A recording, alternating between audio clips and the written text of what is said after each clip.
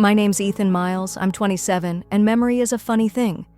The first one that pops up when I think about my kid brother isn't any birthday or Christmas morning, it's a muggy July afternoon back in 2004. I was 9, Zach was 6, and Mom had sent us outside so she could have a grown-up phone call. I tried teaching him how to skip rocks across Augustus Creek, but Zach kept hurling his stones straight down, cannonball style, laughing every time the splash soaked my sneakers. Even then, he treated rules like an optional side quest. Skip? Nah, let's see how big a splash I can get. I remember feeling equal parts annoyed and protective because that was Zach in a nutshell. Aggravating, magnetic, impossible to ignore. Fast forward 2 decades. Same roles, bigger playground. I'm the over-organized software engineer who color codes grocery lists. Zach's the charming free spirit who believes the universe will sort things out as long as he keeps smiling. In family lore, I'm the reliable one, the human reset button. He's the adorable wild card. Everyone swears it balances out. 3 weeks ago, my phone buzzed at 11:14 p.m. Zach. Brew. Any chance I can crash with you for like a couple months max? Just got laid off trying to get back on my feet. Cue the internal tug of war. My gut whispered, don't do it.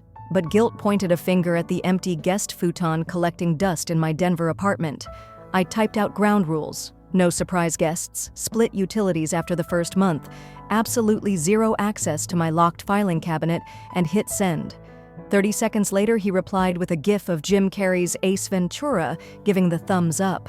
Somehow that felt like a pinky swear. He arrived 2 days later carrying a battered duffel that smelled faintly of burned sage and someone else's cologne. First week? Picture perfect.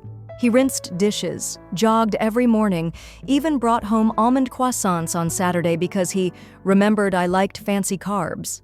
I started believing the redemption montage. Maybe adulthood had finally clicked for him, the way old vending machines suddenly accept $1 after spitting it out 12 times. But by day 10, hairline cracks spread. My specially roasted coffee beans vanished twice as fast as usual. A $50 Bluetooth speaker migrated from my desk to the bathroom. One afternoon, I came home to find my perfectly aligned bookshelf rearranged by color. Harmless stuff, right? Relax, Ethan, I told myself. He's nesting. Then came Thursday. Work let me out early. Developer stand-up finished ahead of schedule. Miracle of miracles. I swung by a taco truck, grabbed 2 al pastor for dinner, and drove home under a sky the color of cheap denim. Inside the lobby, I noticed a faint metal clink, like keys bumping together behind my door. Odd, because Zach's keys were still tied to the neon shoelace I'd given him, and he usually blasted music loud enough to rattle my hallway art. This was stealthy, nervous shuffling. I eased the door open. Silence. No greeting. My laptop bag felt suddenly heavy, like my whole life was in it, which, to be fair, isn't far off. I took 3 steps down the hall and froze. My bedroom door, which I'd definitely shut that morning, gaped an inch wide. Light spilled through the crack. Another metallic jangle, no mistaking it this time, and a soft thud followed by a hissed curse in Zach's voice. Heart climbing my throat, I nudged the door with my elbow. There he was, kneeling beside my walnut filing cabinet. The lock, an old-school barrel key, lay in pieces, twisted like a paperclip that lost a bar fight. Folders fanned across the carpet. Tax returns, college transcripts, the sealed letter Dad asked me to open on my 30th birthday. Zach held a yellow envelope to his chest like a quarterback protecting the ball. "Looking for headphones?" I asked, throat dry. He jerked around so fast the envelope crumpled. Then he flashed that same Ace Ventura grin. "Dude, chill. Thought they might have slid back here. Cabinet got stuck. My bad." 1,000 comebacks sprinted to the front of my brain and crashed into each other. All that came out was, "That lock didn't break itself." He shrugged, tossed the busted cylinder onto a pile of W-2s. "I'll pay for it." "Seriously, bro, stop freaking out. It's not like I read anything." "Except you're holding something," I said, pointing at the envelope. Zach glanced down as if only now noticing it. "Oh, this? Just some old bank thing." "Old bank thing." My pulse hammered so loud I swear I heard the blood in my ears. That envelope contained the original receipt for Grandma Miles's trust fund, money earmarked exclusively for whichever grandchild graduated college before turning 25. Long story short, I'm the only one who met the criteria. I'd stowed the document precisely to avoid drama like, well, this. I stepped forward, palm up.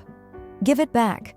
For a half second, I saw a flicker, something feral and calculating behind his friendly veneer. Then the grin returned, looser now, edged with annoyance.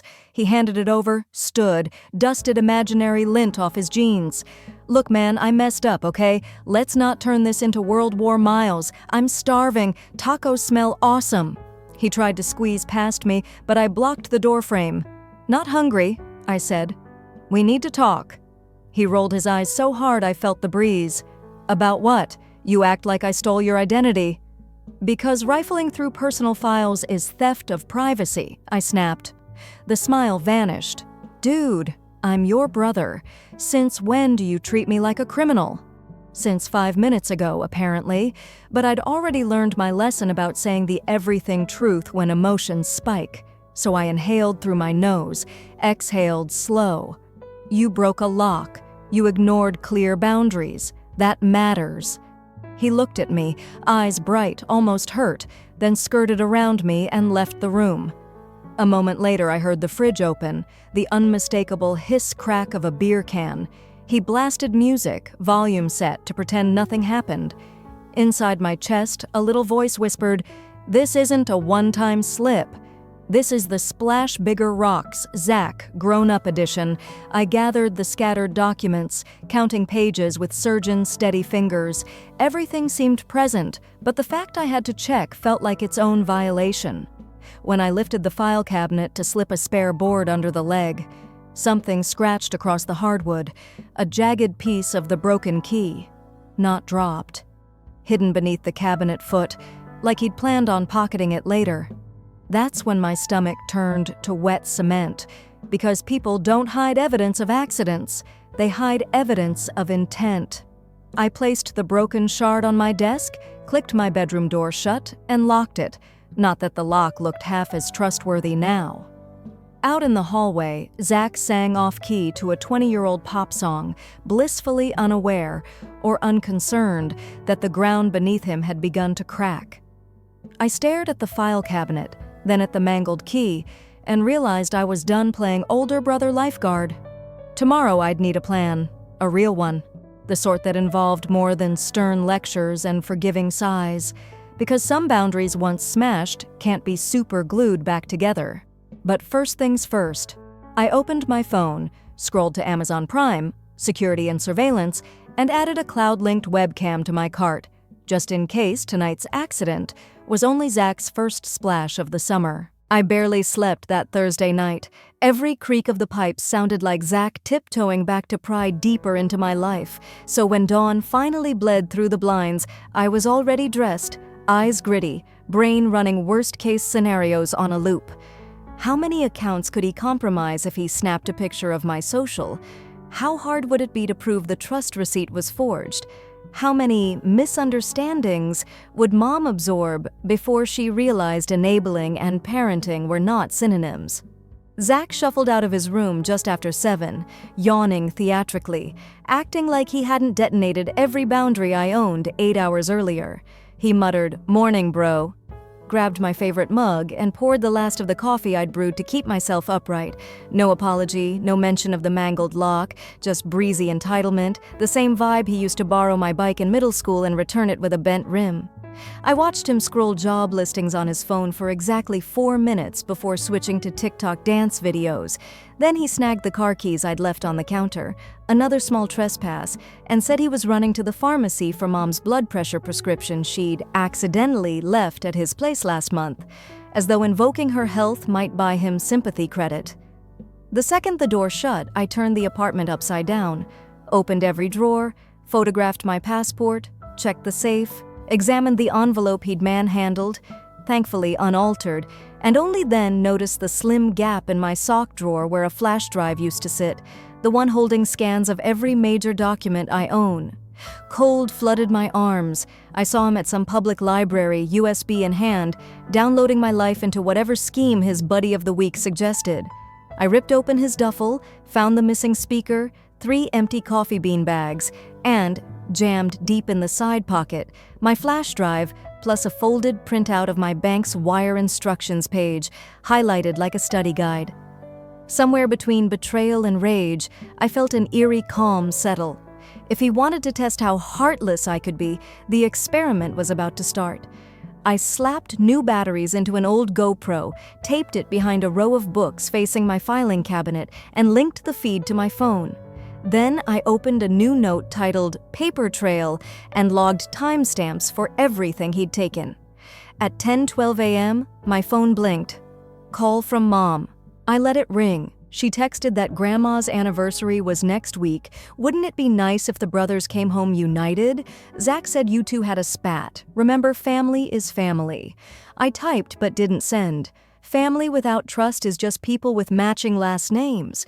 Instead, I called in a personal day, drove straight to First Mountain Community Bank, and asked to add a verification phrase to the Miles Education Trust. Withdrawal requests must answer, what did Grandma call her lemon bars? Answer, sunshine squares. Plus show photo ID. The banker gave me a look somewhere between sympathy and we get crazy family stories all the time. Back home, I installed the cloud webcam I'd overnighted, angled at my desk drawers, then created a decoy envelope marked Wire Transfer Auth Ethan M. with bogus routing numbers and slid it into the top file slot like cheese in a mousetrap. By noon, Zach was back, smelling of fast food fries, chattering about how pharmacies take forever. He noticed the camera immediately, eyes narrowing. Paranoid much? I said nothing, just kept reading my screen. Paranoia only bothers people with something to hide. Afternoon drifted in lazy circles. He watched TV, I pretended to code, until he stepped out for drinks around 7, leaving his phone charger but taking the duffel, which told me he expected a sleepover elsewhere. Perfect. I tucked in behind my monitor and waited. At 9:46 p.m., motion alert, Zach had returned in total darkness, flashlight bobbing across the room, straight to the filing cabinet, caught in full 1080p, sliding out the decoy envelope, photographing each page, then pocketing it. He even replaced the envelope as if tidiness could erase intent. 2 minutes later, he flipped through the rest of my files, grabbed a random pay stub, insurance that any PIN he didn't already have he'd guess from NetPay, and left again. I downloaded the clip to 3 separate drives, emailed one to myself with subject line Insurance versus Zach, and felt the adrenaline buzz like bad espresso.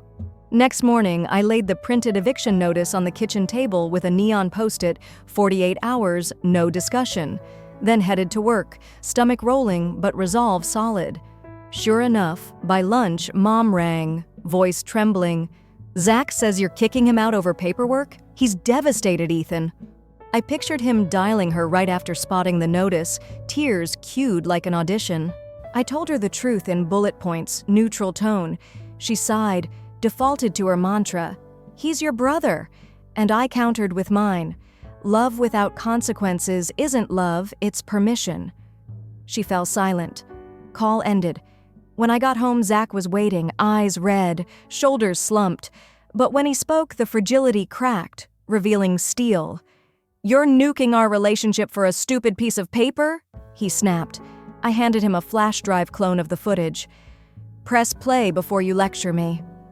He did. The camera captured his betrayal in crisp detail, and for the first time, his bravado drained completely. He muttered that he was desperate, that the trust fund was family money that I could afford to share. I said desperation explains behavior, not excuses it. Then I pointed to the notice. "Sunday noon," I reminded him. He started to argue, but the timeline, the evidence, the locked trust, they'd boxed him in. He shuffled to his room, slammed the door. I exhaled shaky relief until my phone chimed with a notification from the bank. "Unrecognized online access attempt blocked." The timestamp matched the moment he'd slammed that door. My pulse spiked. Kicking him out might not stop him if he could reach a keyboard anywhere. I spent the night changing every password, enabling two-factor, and printing an incident report for the police just in case. At 2:15 a.m., I finally crawled under the covers, exhaustion burying anger. But as sleep pulled me under, I heard soft footsteps in the hallway and a metallic scrape, like a key sliding into my brand new lock that no one should possess. And I realized Sunday might be too generous. The showdown was already on my threshold. The scrape of metal on metal yanked me from half-sleep so hard my neck cracked. I shot upright, mind thrashing through every worst-case headline, "Man stabbed by brother after document dispute." I slipped out of bed, phone camera already rolling, and pressed my ear to the door. Another scrape, softer this time, followed by Zach's muffled curse when the new deadbolt refused to surrender. He'd found a spare key blank somewhere and tried to guess the bidding, like this was a YouTube lock-picking tutorial. I pictured him on the other side, tongue between teeth, thinking he was MacGyver while my heart hammered at 200 beats a minute. Then, silence. Footsteps retreated. The hallway light clicked off. My lungs let out air I didn't realize I'd been storing, but adrenaline kept me wired. No way was I waiting till Sunday noon. I opened notes, wrote a new plan in frantic thumbs. 1. Move valuables to office locker. 2. Print stills from security footage. 3. File temporary restraining order, maybe too nuclear. Keep in back pocket. At dawn, I loaded every binder, passport, the literal childhood photo albums into a Trader Joe's bag and drove to my co-working space downtown. Locked it all in a steel cabinet with a passcode Zach could never guess. Grandma's dog's middle name, 5 digits. He never even knew the dog existed. When I got home, Dad was standing outside my apartment building, a surprise drop-in, hands buried in windbreaker pockets, eyes tired in that post-heart attack way that makes him look both older and kinder.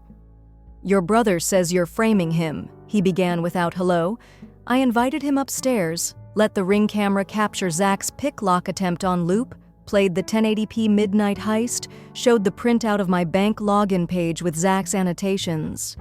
Dad didn't say anything for a full 30 seconds, just stared at the screen as if trying to reconcile the charismatic kid he'd taught to ride a bike with the burglar crouched in my bedroom. Finally, he exhaled, a slow leak of air and disappointment, and said, "Okay, tell me your play." That single sentence, "Tell me your play," felt like permission I didn't know I needed. I outlined everything. Eviction at noon, hostel reservation, bank alerts, the trust flagged so tight Fort Knox would look sloppy. Dad nodded, only once interrupting to ask if I'd changed the Wi-Fi password. Good catch. I did it on the spot.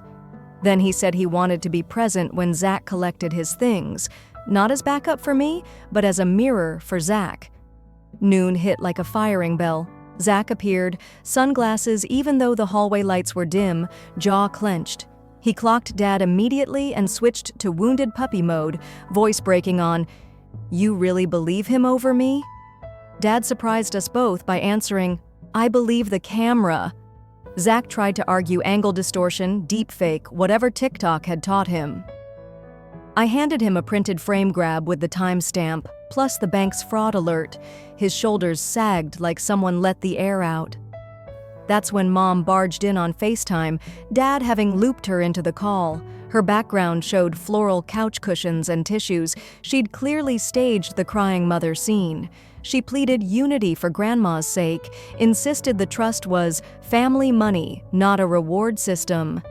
I replied that Grandma literally wrote to the grandchild who finishes college by 25 in her own cursive, underlined twice. Mom's mouth opened, closed. The screen froze, as if the Wi-Fi itself rejected that argument. Zach pivoted to last-ditch charm. Come on, man, how many times have I covered for you? Remember sophomore year when I took the blame for the dent in Dad's truck?" I laughed because the memory was real, except he'd admitted the truth the next day and still let me pay half the repair. "Yeah," I said, "and I've paid you back every year since. Debt cleared." Dad handed Zach the duffel we'd packed earlier. 2 shirts, jeans, toiletries, the charger he kept stealing. No keys, no documents. Then Dad did something I'll never forget. He held out $80 in 20s, said, "This is for food the next few days. After that, you're on your own until you get honest." Zach stared at the bills like they were counterfeit, muttered, "Whatever," stuffed them in his pocket, and walked. The elevator doors closed with a dull thunk that reverberated through my sternum. Mom's frozen FaceTime finally dropped. Dad sat at my kitchen counter, eyes misting. "He's going to call me the villain next," he said quietly. I poured 2 coffees and answered, "Maybe he needs a villain to see the hero in himself." We clinked cups like weary soldiers. That night, I slept a full 8 hours for the first time in a week. No phantom footsteps, no metallic scrapes, just the soft hum of a life resecuring its borders. Sunday morning, I found a voicemail from an unknown number. Zach, voice cracking, asking if I'd at least text him the Wi-Fi password so he could job hunt from the hostel lobby. I didn't respond. Instead, I emailed him a PDF of local libraries with free internet and one line, "Start there." Sometimes love speaks with an open door. Sometimes it speaks through the slam you refuse to reopen. 3 days after the elevator doors swallowed my brother, life should have returned to programmer tame predictable. Work tickets, pour-over coffee, fantasy basketball trades, but the quiet felt counterfeit, like a sitcom set after the laugh track shuts off. I still checked the hallway cam every hour, half expecting Zach's silhouette with some Hollywood apology speech, but each refresh showed only bored neighbors and the UPS guy scanning barcodes. Then, Wednesday noon, the bank's fraud officer, Ms. Delgado, voice brisk as caffeine, rang my cell. Someone had just walked into the downtown branch, waving what looked like a notarized copy of the trust receipt, claiming to be joint beneficiary. He'd even prepared a driver's license bearing my old dorm address and his own face photoshopped into my DMV mugshot. You could still see the faint pixels where he'd tried to square off my jaw. Protocol meant they stalled him with paperwork, while a teller validated signatures. Really a stalling tactic until security tagged in. Ms. Delgado asked if I wanted to press charges or simply flag and freeze. Adrenaline said arrest. Heartbreak said freeze. But then she added that the imposter had told staff his brother was mentally unstable and that he, Zach, needed to access the funds to protect the family from me. That lie cut deeper than the theft. He wasn't just raiding the vault, he was rewriting my character as collateral. I told Ms. Delgado to involve law enforcement. She patched in Detective Ruiz from Financial Crimes, who asked if I could come down and sign an affidavit. I took the rest of the day off, pulse drumming double time, and Ubered to the branch. Through one-way glass, I saw Zach slumped in a chair, arms folded, pretending nonchalance while an officer scribbled notes. He looked smaller, the too big hoodie swallowing the swagger. I handed over the original trust paperwork, the security footage, the eviction notice, my holy trinity of boundary enforcement. Ruiz skimmed, eyebrows climbing, then asked the question that turned my stomach. "Would you be willing to pursue a protective order?" I imagined Thanksgiving turkeys carved around silence, Mom's eyes red forever, Dad's heart literally fragile. But I also pictured the next envelope Zach might slice open if nobody put a gate around him. I said yes. They booked him for attempted identity theft and forgery. It wasn't jail for life territory, more like a legal shock collar. Arraignment, fines, mandatory ethics classes. While Zach called Mom from holding, I sat on a cold bench under fluorescent buzz, trying to remember the last time I'd felt proud of him, maybe his high school guitar solo, and wondering if accountability could coexist with brotherly love, or if one always cannibalized the other. On the ride home, Dad texted a single period, just his Morse code grief that words couldn't carry. Mom followed with paragraphs of blame shaped like concern. "He was desperate, Ethan. You blindsided him. Families handle things internally." I replied with the scanned police report and no message, letting the stark PDF speak in grayscale absolutes. That night, I stood on my balcony, Denver skyline humming, and thought about the creek where we'd skipped rocks, Zach aiming for splash, me for distance, and realized we'd been rehearsing this rift our entire lives. Different metrics, same water. The next morning, HR pinged. My PTO request had auto-approved, but my project deadline loomed. Real life kept marching even when personal wars raged. I pushed code until 2 a.m., then dreamed of keys snapping forever. Friday, the judge granted a 6-month protective order with a mandatory 100-yard radius and digital no-contact clause. Servers at the courthouse printed 2 copies, heavy with insignia and consequence. I mailed one to Mom certified, proof of service because clarity, like medicine, worked only if properly delivered. Over the weekend, cousins filled group chat with popcorn emojis. Drama spread faster than any happy memory. I muted notifications, bought a cheap punching bag, and bled frustration into jabs until my knuckles blistered. Monday brought the first genuine break in cloud cover, an email from Ms. Delgado noting that due to my timely action and comprehensive evidence, the bank would upgrade my account to premium fraud monitoring at no charge, perk of surviving attempted larceny apparently. I laughed, short, surprised, almost free, because life had handed me a loyalty program for being betrayed by blood. Late that night, Dad rang while Mom slept. His voice was gravel. He's angry, but maybe anger burns paths pride can't. I'm proud of you for protecting yourself. Those words, scarce in our family lexicon, felt like someone opened a valve inside my chest. We talked taxes, football, and whether Grandma's lemon bars could ever taste the same without her copper pan, mundane glue holding fractured pieces. When the call ended, I reread the protective order, its legal jargon both fortress and funeral, and I understood part 4 of my story wasn't about courtroom revenge. It was the moment I quit auditioning for the role of rescuer. Zach would stand or fall on choices branded with his own fingerprints. My job was to guard the perimeter of my peace.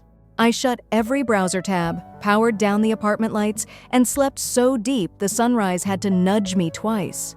2 weeks after the gavel dropped on the protective order, life settled into an eerie simulation of normal. Jira tickets, burrito bowls, gym at 6, but every mundane task felt dipped in aftertaste, as if ordinary now came laced with caution.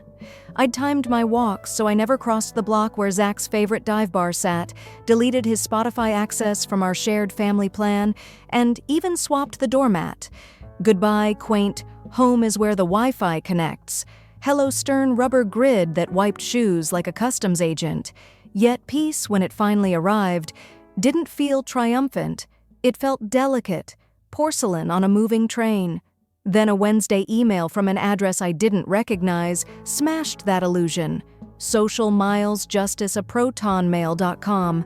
The subject line, "You want war, you got one," and the body a single Dropbox link. My stomach rock-climbed into my throat, but curiosity clicked anyway. The folder opened onto blurry phone photos of my apartment lobby, time-stamped the very night Zach dodged jail thanks to Dad's bail cash. Next to them sat a Word doc titled Ethan's Dark Secrets, fabricated screenshots accusing me of insider trading at work, harassment allegations from non-existent ex-girlfriends, even a doctored Slack thread implying I stole code from an open-source repo. The effort was clumsy, fonts mismatched, dates overlapping, but it was shotgun smear, designed less to convince than to exhaust. Hours later, my LinkedIn lit with strangers commenting thief and abuser, posts obviously seeded by burner accounts parroting the fake receipts.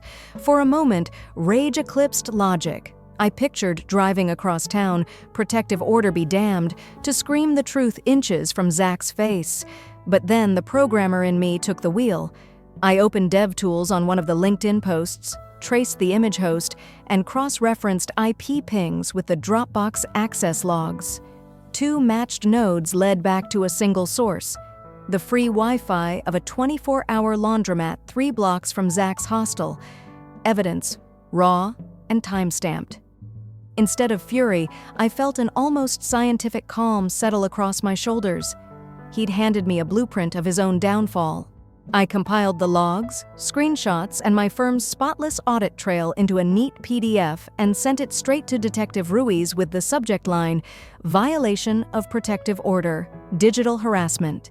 Less than 12 hours later, Ruiz replied that they'd issued a bench warrant. Cyberstalking turns the 100-yard rule into a 0-pixel rule. Meanwhile, HR, already looped into my saga, invited me to a video call. I braced for damage control, but my manager opened with, "We know the allegations are bogus. We ran an internal integrity sweep just to cover compliance. You're clean. Take the rest of the week, paid." Gratitude swelled like a bruise. Trust, once threatened, feels heroic when it holds. That afternoon I drove to Red Rocks, phone on Do Not Disturb, and hiked until sunset painted the stone a molten orange. I thought about Grandma's lemon bars, Dad's single-character texts, Mom's floral tissue box, and the way Zach once whispered my name when thunderstorms made him crawl into my bed as a kid. Betrayal doesn't erase those softer Polaroids. It double exposes them with something sharp, but standing beneath that vast Colorado sky, I realized they could coexist without canceling each other. Love and boundary, nostalgia and consequence. When I reached the parking lot, a voicemail waited. Detective Ruiz again.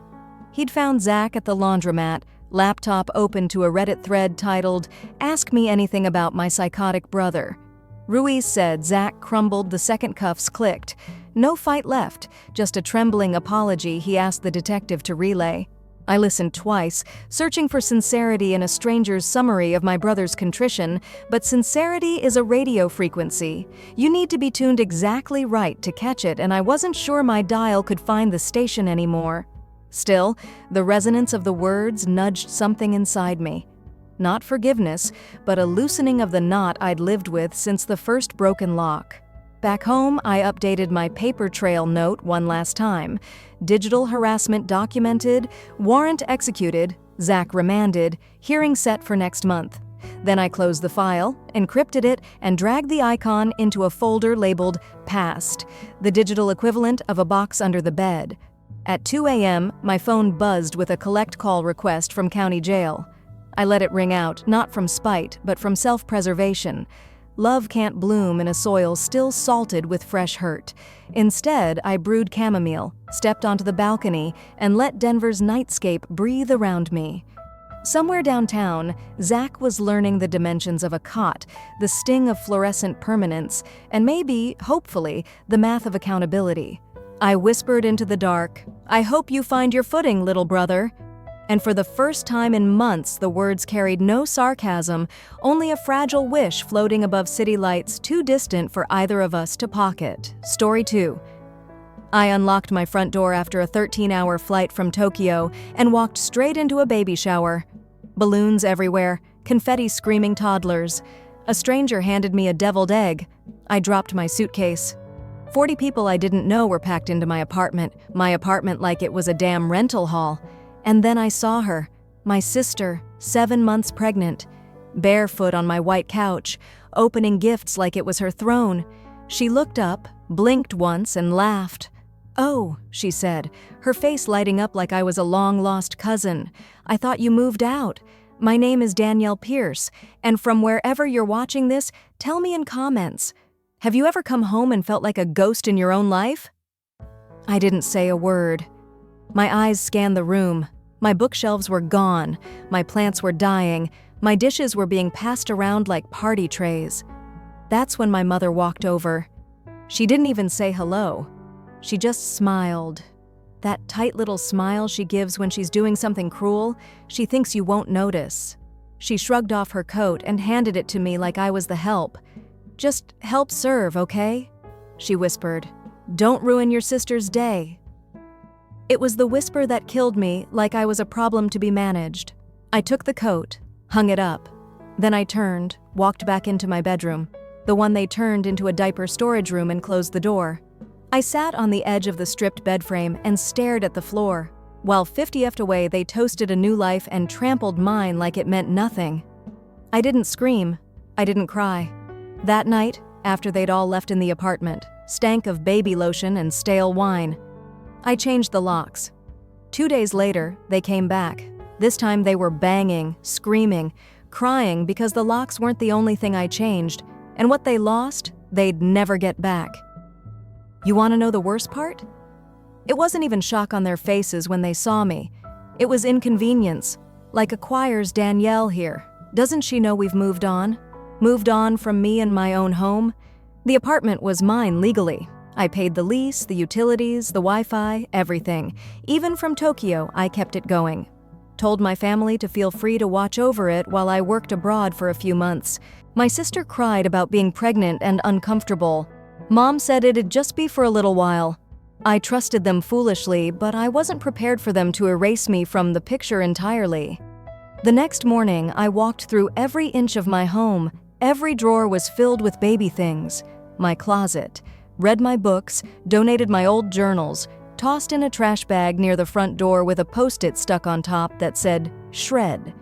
There was no space left for me, so I made space with fire in my chest and clarity in my bones. I called my landlord first, asked if anyone had submitted a sublease or change of tenant. He said no. I was still the sole tenant. Perfect. Then I asked about legal rights to reeking. He said, "As long as you're the leaseholder and rent's paid, you can change the locks anytime." So I did. That night I boxed up every pink decoration, every bottle warmer, every fake plant they brought in. I stacked it all neatly in the hallway outside my door. Then I set a boundary I should have drawn years ago. I texted a single message to the family group chat. "Apartment is no longer available for use. Please collect your items from the hallway. Do not re-enter. I'm serious." My phone lit up like a Christmas tree. 36 messages in under a minute. Danielle F. Where's mom's purse? Are you kidding me? Your sister is pregnant. Don't be cruel. And then finally, my mom. I raised you better than this. That one made me laugh out loud. 2 days later, they showed up knocking. Turned into pounding. Pounding turned into sobbing. They weren't asking for forgiveness. They were begging for access. But what they really wanted was control, and I was done being their doormat. They camped out in the hallway like squatters. I watched them through the peephole, Mom in her pearls and pressed slacks, holding her purse like a peace offering. My sister leaned against the wall, fanning herself dramatically, her fiancé rubbing her back like she was the victim. I didn't open the door. Instead, I slid my AirPods in, poured myself some tea in the one remaining mug they hadn't given away, and let them sit in their silence. They stayed for hours. Eventually, I got a text from my cousin Rachel, the only one in the family with a backbone.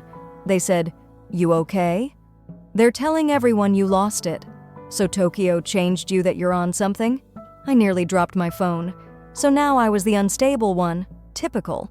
The next day, my phone rang. It was my Uncle Greg, a lawyer who only ever calls when someone's died or someone's suing. He opened with Danielle. "Your mother is very hurt. Can't you be a little more understanding?" I closed my eyes. "Uncle Greg," I said, "did they tell you they hosted a baby shower with 40 strangers in my apartment while I was overseas? That they threw out my journals? That they laughed when I walked in?" There was a long pause. Then, "While family makes mistakes," and there was that old poisonous, "Family makes mistakes. Family means forgiveness. Family first. But nobody ever asked me what I needed. Nobody asked why I left for Tokyo in the first place. I didn't leave because of a job. I left because I was tired of being treated like a backup singer in their never-ending opera of chaos. I left because every time my sister cried, my needs got shoved in a drawer because I was the strong one, the smart one, the one who doesn't mind. But I did mind. I minded a lot. So that night I made a decision not just to keep them out, but to reclaim what they'd taken. I opened my laptop, booked a cleaning crew, a locksmith, a furniture company, and finally I pulled out the old envelope with the check I'd never cashed, the inheritance my dad left me, the one Mom said I wouldn't know how to use wisely. Funny, because what I did next was very wise. I'd never touched that money. After Dad died, he left each of us something. My sister got the car, my mom got the house, and I got a cashier's check for $48,000 sealed in an envelope with my name written in his sharp block letters. I remember holding it at the funeral while everyone passed me. Tissues and pity. Mom leaned over and whispered, "Put that away. You're not going to blow it on. Traveling were some apartment in the city, right? I was 26 and right then I knew no matter how old I got, she'd always see me as the one who needed managing steering. So I put the envelope in a lockbox and I waited. Now I knew exactly what to do. By sunrise, the cleaning crew had stripped every last trace of the baby shower from my apartment. The confetti in the air vents, the scuff marks on the walls, even the pink handprints on the fridge. Gone. I replaced the couch, the rug, and every dish they gave away. I hung my art, put fresh sheets on my bed, lit the jasmine candle I used to burn every Sunday before they turned my home into a daycare. Then I called a real estate agent not to leave to buy. I'd always rented because my mom drilled it into me that I wasn't ready for ownership. But that check was my key. And the best part? The property right below mine, the entire floor had just gone up for sale. A little expensive, yes, but I had savings. The check would cover the rest. It had 2 entrances, 3 bedrooms, and it was perfect. I signed the paperwork within 24 hours, moved in quietly the next day, didn't tell a soul. Then I had the upper unit, my original apartment, listed as a short-term corporate rental and strict policies $4,800 a month, non-negotiable. Within days, a biotech firm leased it for their visiting executives, and just like that, the home they took over became a property they could never touch again. But I wasn't done. Here's the final blow. It wasn't about money. It was about reminding them exactly who they underestimated. 3 days later, I got a call from my sister. Blocked number. I let it ring. A minute later, I got a voicemail. Her voice quivering with manufactured sweetness. "Hey, Danny.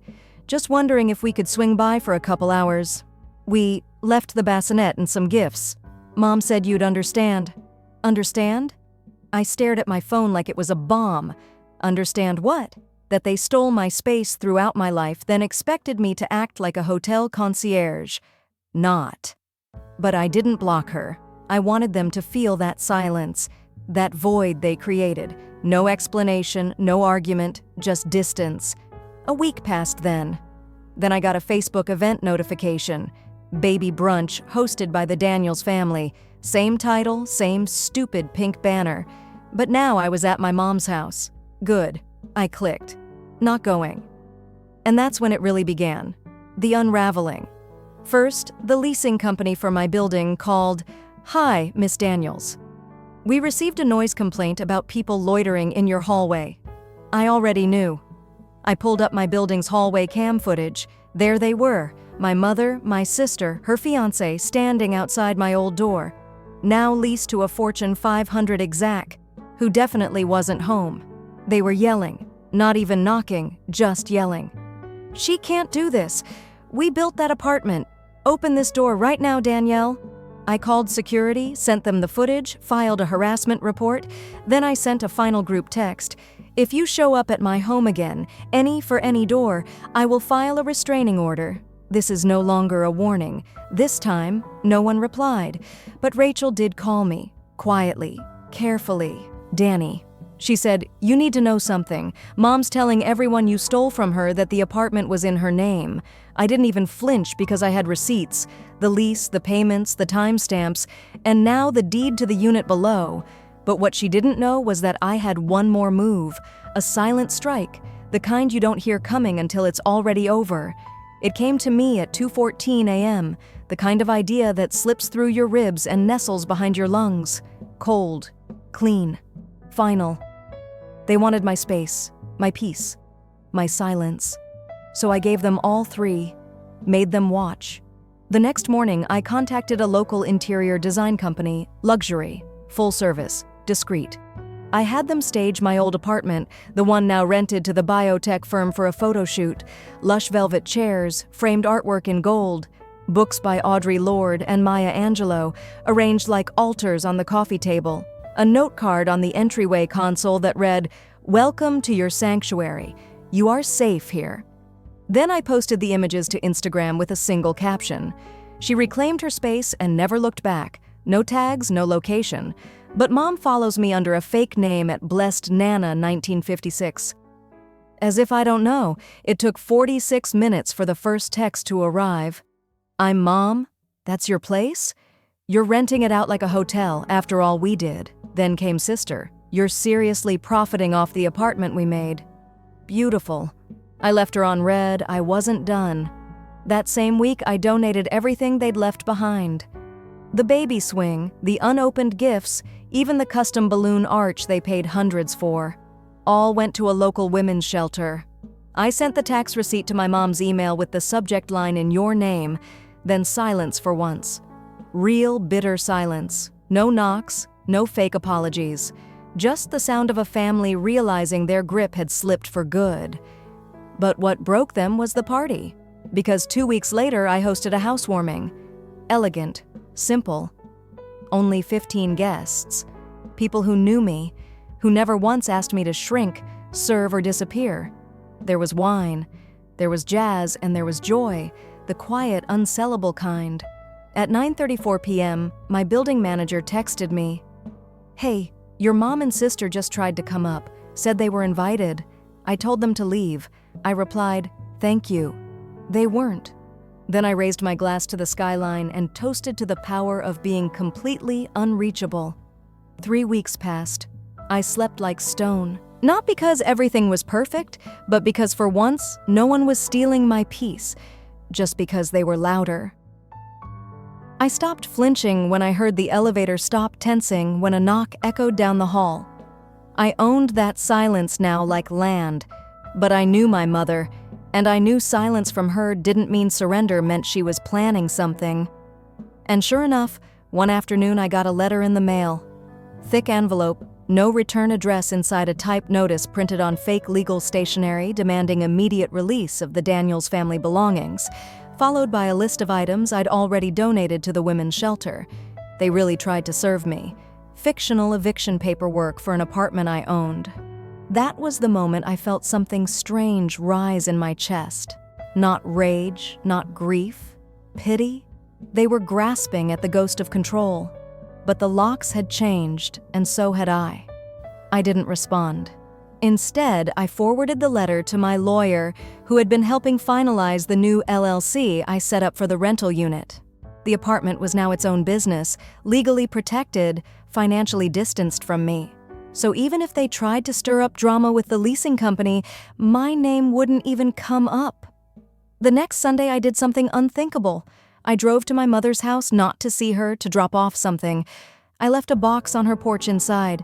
The only thing I hadn't thrown out the pink guest book from the baby shower, but I'd made one small change. I had the pages rebound and black leather on the inside cover.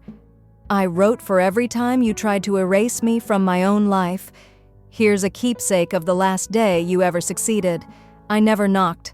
I never rang the bell. I just left it there like ashes. By the time I got back to my building, the front desk manager waved me down. "Hey, Miss Daniels, that woman you warned us about. She showed up again." "Of course." He pulled up the camera footage. There she was, my mother standing in front of the elevator, holding the guest book like it was burning in her hands. She didn't ask to be let up this time. She just stood there staring at the security camera, ice glassy, mouth trembling. Then she turned and walked out the front door. No tantrum, no scene, just gone. And that's when I knew it was over. She realized the locks couldn't be picked. The girl she used to boss around didn't live there anymore. Only the woman who rebuilt the ruins into something holy. That night, I stood on my balcony, city lights flickering like quiet applause beneath me, and whispered, "This is mine now." I didn't post anything for a while. No passive-aggressive captions, no cryptic stories. Just stillness and freedom. People always say closure is a conversation, a moment where the other person finally sees your side, apologizes, changes. But I've learned something far colder, more honest. Closure isn't always granted. Sometimes you build it from bricks. They threw it to you.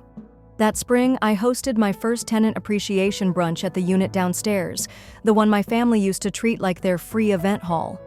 Now it housed a young woman named Alicia and her toddler son.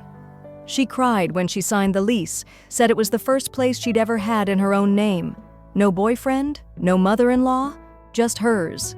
I watched her wipe her eyes, and I smiled because in a way that was me years ago, just without anyone to hand me a key.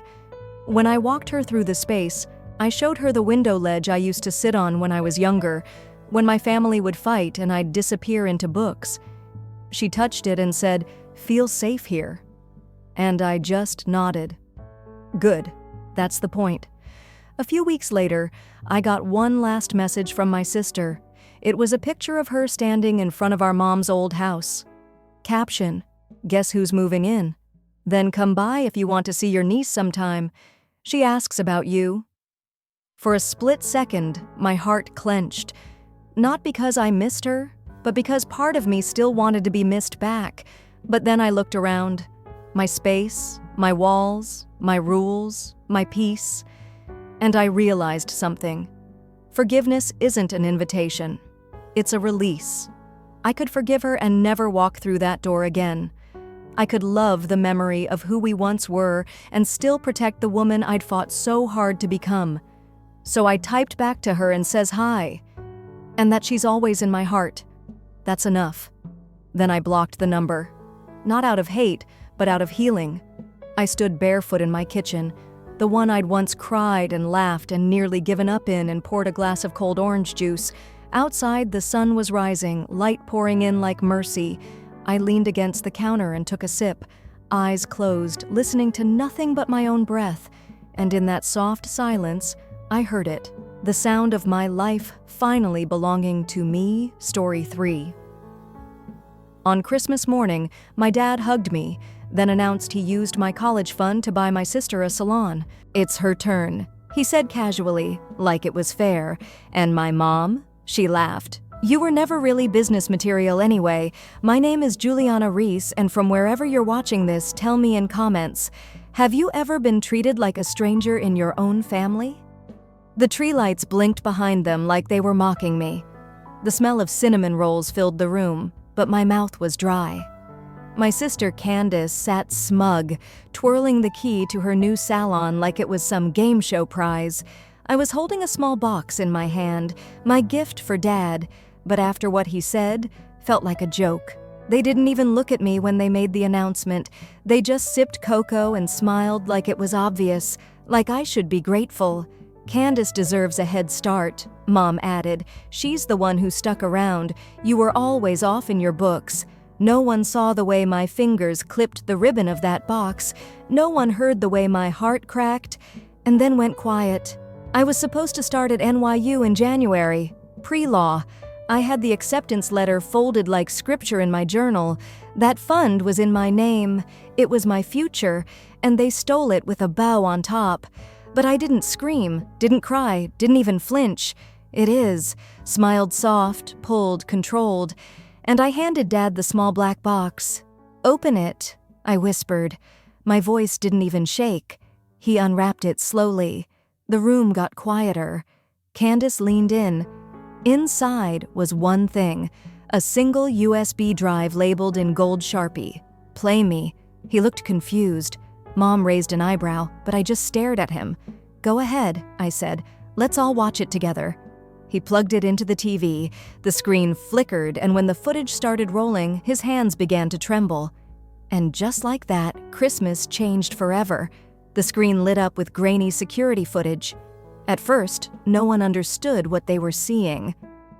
A date stamped in the corner, July 17th, 2:43 a.m.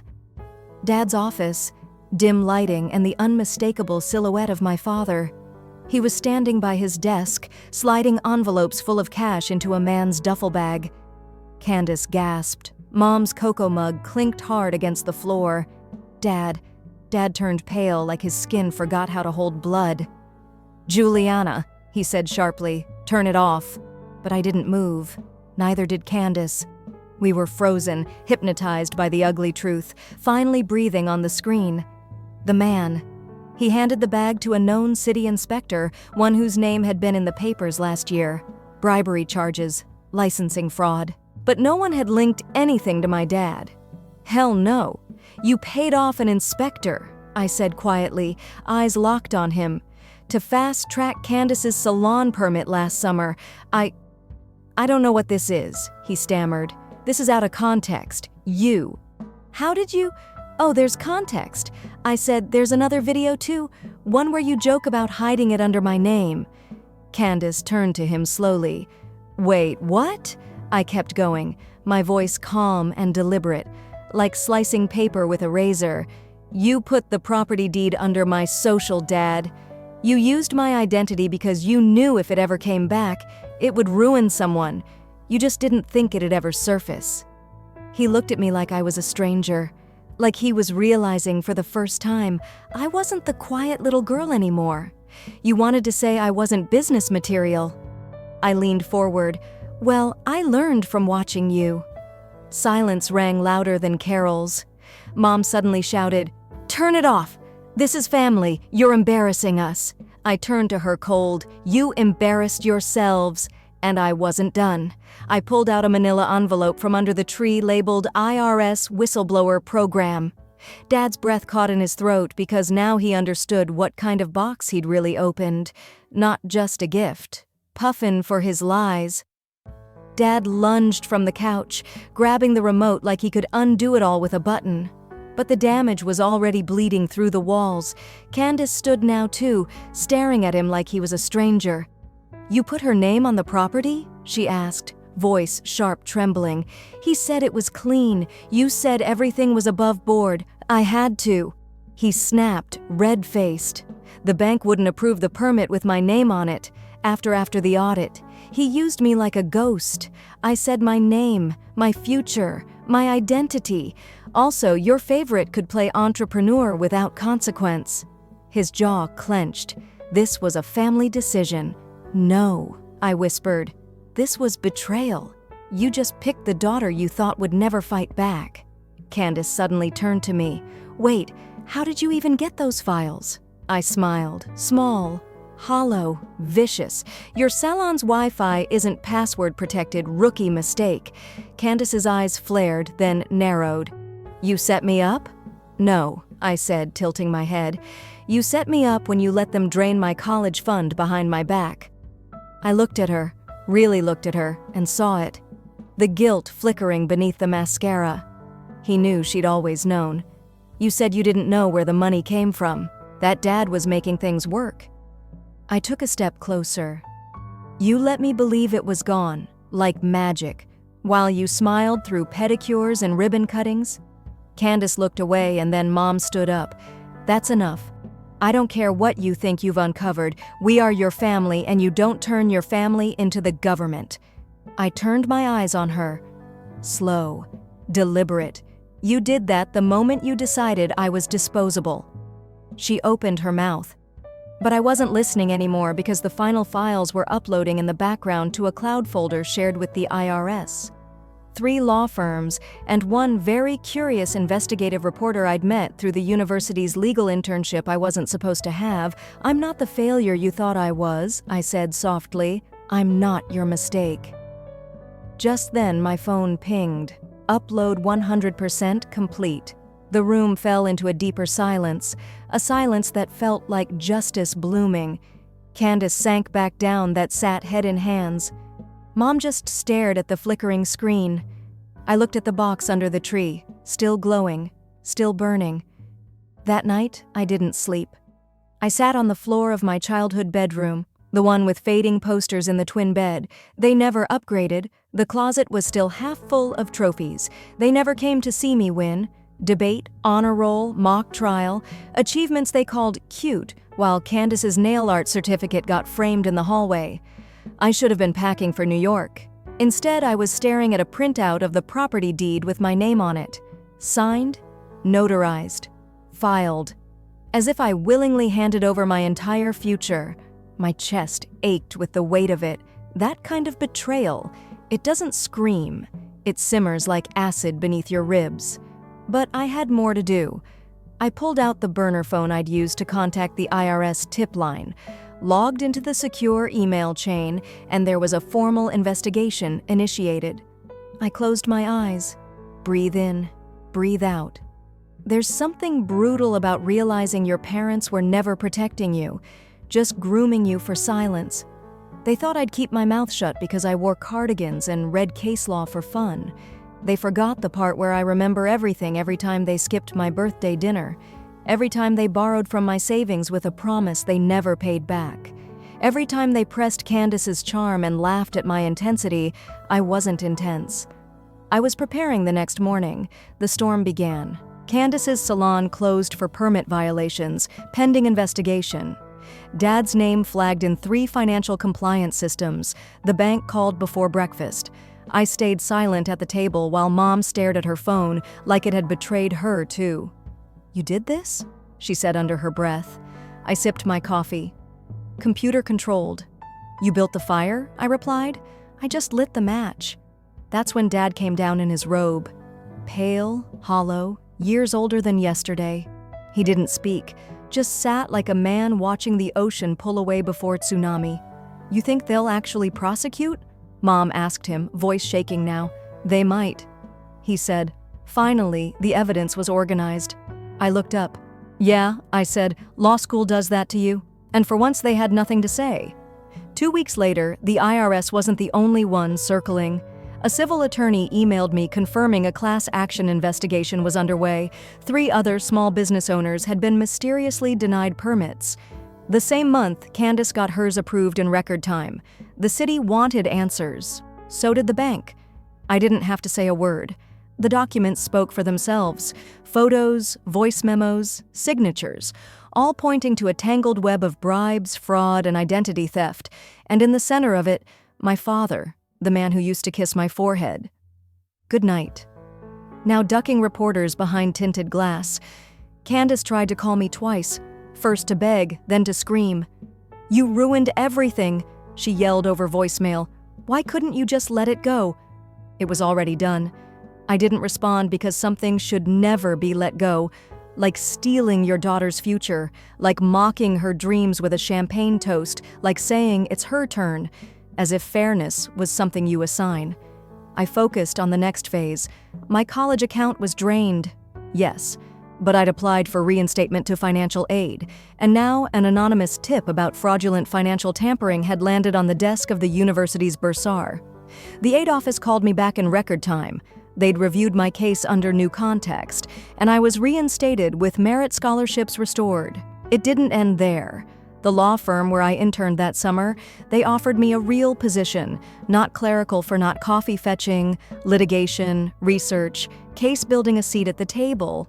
"You've got teeth," my supervising attorney said over Zoom, and a memory like a vault. I nodded slowly, heart pounding, because the same skills they called too intense were finally being seen for what they really were.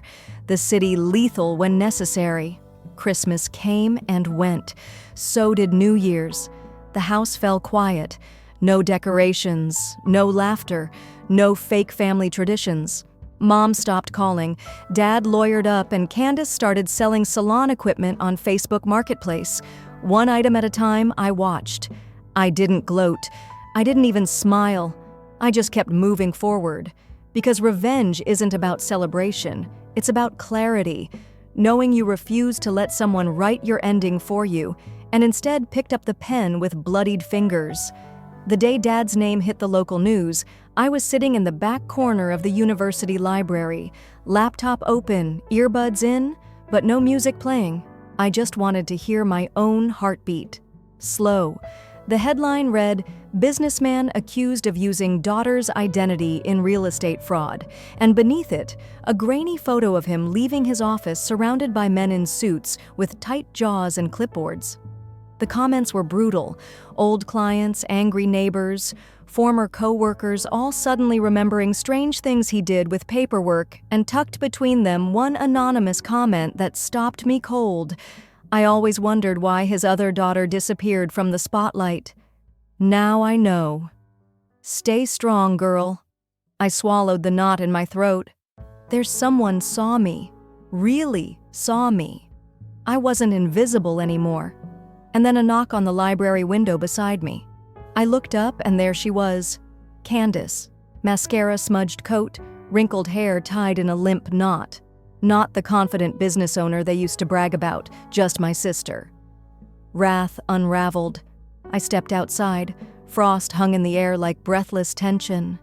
"Please," she said softly, "don't take it all." I blinked. I already did. "No, I mean, don't leave me with them." With her, I looked closer. There were purple shadows under her eyes, lines too deep for someone. Barely 30. "What did they do?" I asked. voice colder than the wind. She exhaled. They blame me for everything. Mom keeps saying, I let you turn into this. Like I could have stopped you. Dad won't talk unless it's to yell. And now that the money's drying up, they're turning on each other. A flicker of pity sparked inside me, then died just as fast. I warned you. I said you let them burn me, and you smiled through the smoke. Tears welled in her eyes. But I didn't move, didn't hug her, didn't reach out. I just stood there because this wasn't healing. This was consequence. Please, she whispered again, just tell me what happens next. I looked out at the campus lawn. Snow dusted the benches. Students laughed in the distance, free, unburdened. I turned back to her. What happens next? I said. I built the life. They said I couldn't. And you figure out who you are without stealing from me. She didn't follow me when I walked away. This time she let me go. Weeks passed. Dad's business license was suspended. The salon lease was revoked. Turns out forging a signature on a permit application has consequences. Even Mom's name, once clean, showed up in one of the shell account disclosures I'd anonymously sent to the bank. They called it a web of familial misuse. I called it karma in high heels. I didn't go back home. That place wasn't home anymore. It was just a stage set where I'd played the role of obedient daughter for too long. Instead, I stayed in my off-campus apartment, small, drafty, with mismatched furniture and a leaky faucet. But it was mine. Everything in it had been earned, not gifted with strings attached. The quiet was healing. Every day I walked to class, holding case files, surrounded by people who didn't know my past, only my work. And slowly my reflection started to feel like someone I respected again. Then one afternoon, a letter arrived. Cream envelope, heavy paper, no return address. It's like a formal apology from the university's financial director, and a check, $6,800. The exact amount my father had taken from my college account to invest in Candace. It wasn't much compared to what was lost, but it was proof. Proof that systems could correct themselves, that when you fight back, not loud but with precision, the cracks begin to show in the walls that once boxed you in. I used that money to pay off my books, cover bar prep, and finally buy myself something my family never gave me, a sturdy, real leather briefcase. The kind with weight, with presence, with permanence, a symbol. And on the night before my graduation, I stood in the mirror, running my fingers over its stitching. I imagined my father sitting alone in his house. No business calls, no fake holiday speeches, no daughters left to impress. I imagined Mom scrolling social media, watching the daughter she raised walk in two very different directions. And Candace. She sent one last text. I hope one day you forgive me. I didn't reply. Forgiveness wasn't owed, turned, like trust, like peace, like power. I didn't need an apology. I just needed my future back. And I took it on my terms. Graduation day. Cloudless sky, wind crisp with early spring. Students hugged their families, cameras flashed. Laughter echoed me. I stood alone at the edge of the crowd. Gown pressed cords, tight heels planted deep in the grass, like roots finally grown. They didn't come. No surprise. There were no congratulations, no flowers, no proud tears from the sidelines, just silence from a house that used to feel like a home before it showed its teeth. But I wasn't empty, because when they stole my college fund, they didn't know they were funding something far more powerful, my transformation. After the ceremony, I walked slowly to the campus gate, where a man in a dark suit waited with a simple folder in hand. "Miss Hart?" he asked. I nodded. "On behalf of Price and Fallon, we'd like to officially welcome you to our litigation team. Full salary, full benefits. You'll be co-lead on the city fraud case." I took the folder. Breath catching in my throat was real. Not a handout, not a favor, not something anyone else bought for me. My work, my name, my future. Later that night, I lit a single candle in my apartment. No celebration, just silence. I pulled out the old gift box I given Dad that Christmas, the one that started it all inside a flash drive, encrypted and on it, Every document he'd ever signed under my name, emails, scans, loan forms, the first forged withdrawal. He never guessed I'd had a backup. Never imagined his quiet daughter would be methodical enough to leave breadcrumbs, but not crumbs leading home, breadcrumbs that led to his end. He opened that box on Christmas, expecting cufflinks. He got a mirror, a digital reflection of every lie, and I watched him tremble. Not because I hated him, but because I knew he finally saw me. Not as the failure, not as the background daughter, but as the storm he created and the fire he could never put out. I didn't burn bridges. I built highways out of the ashes, let them laugh at the beginning, let them toast my name with mockery. In the end, it wasn't about revenge. It was about reminding them that what they buried wasn't a girl. It was a seed, and I grew.